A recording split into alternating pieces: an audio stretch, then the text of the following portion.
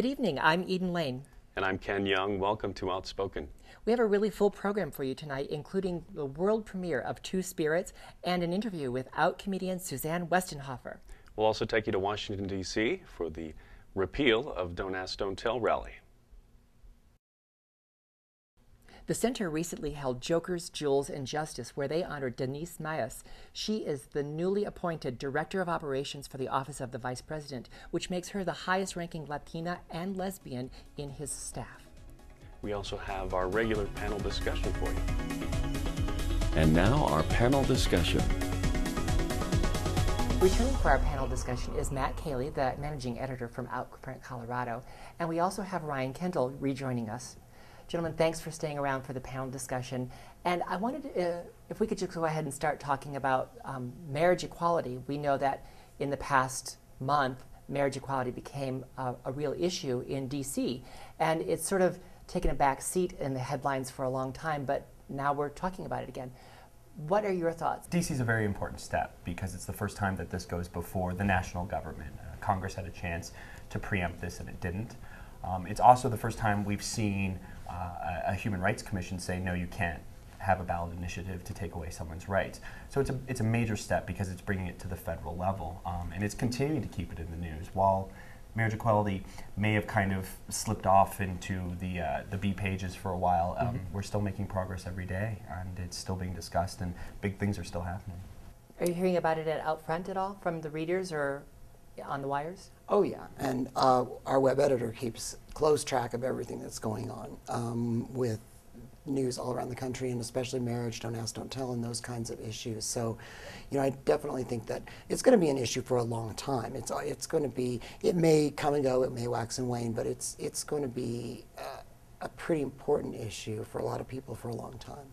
To make the D.C. marriage equality issue a little more real to you, we have a special roll-in, we have a special segment from a video report from the couple who not only was one of the first couples to get their marriage license issued in D.C., but they're also participating in the Crate and Barrel Ultimate Wedding Contest.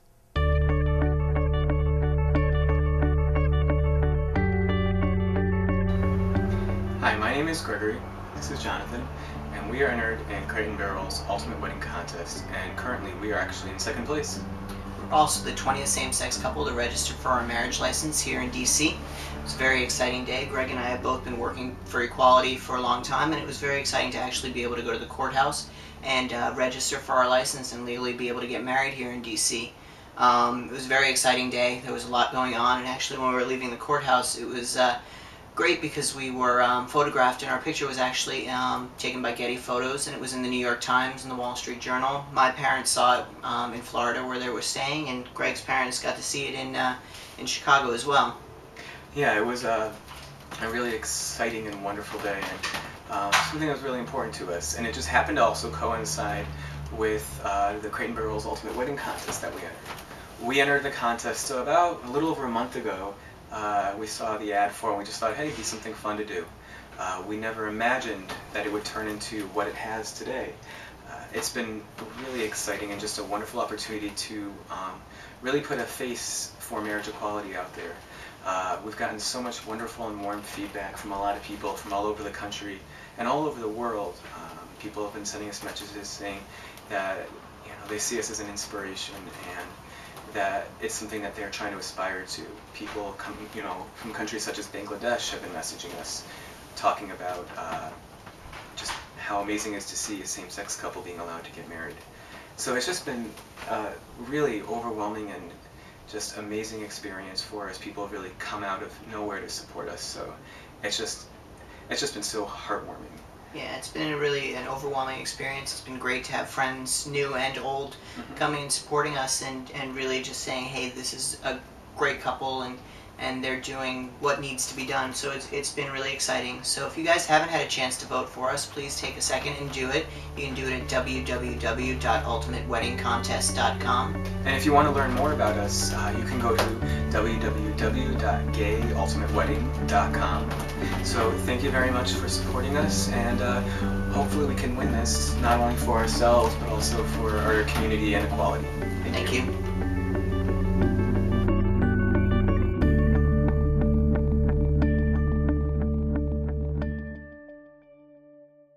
So as we can see, it's actually a real personal issue for a lot of people. And I wonder if you think that here in Colorado, marriage equality is something that's actually at the forefront of the agenda of the community or not. Absolutely. I think marriage equality is at the forefront of all LGBT rights issues because it's the most personal issue that we have. We've taken great steps in Colorado. We now have the Designated Beneficiaries Act, which grants basic marriage rights. Is a huge step forward, the only law of its kind in the country. It's unique to Colorado. And specifically what that does is allow you to designate the beneficiary in the event of your passing. Yeah, and the Rights 5 campaign has more information on it. It sets default rights that can be superseded by anything. So if you have a sticky note that says, my dog gets my life insurance policy, that'll preempt your DBA. So we still have work to do. But there are rumors that Colorado is going to come forward with a civil union statute within the next year or two, and that'll be a big development. And it's something that's very much on the forefront of what we need in our community because it's the one step to full civil equality that we don't have and that we all need. Do you think that marriage equality is actually the kind of issue that's going to galvanize the LGBT community to become voters? In 2008, there was a presidential campaign that really inspired lots of various communities to become involved and engaged. But now that we're in an off year, do you really see that the LGBT voter is activated? You know, I don't know that marriage equality is going to galvanize the entire LGBT community, in my opinion, because I think that, I mean, the community is so large and so diverse that, and there are a lot of people who feel that marriage has had too much focus, and that there are other much more important issues that need to be addressed before marriage. So I think that there's a whole segment of the community that probably would not be galvanized and would not be, you know, drawn to the polls simply for a marriage issue. I think, you know, there's some basic stuff, not in Colorado. Our laws are great here when you, except for the constitutional amendment.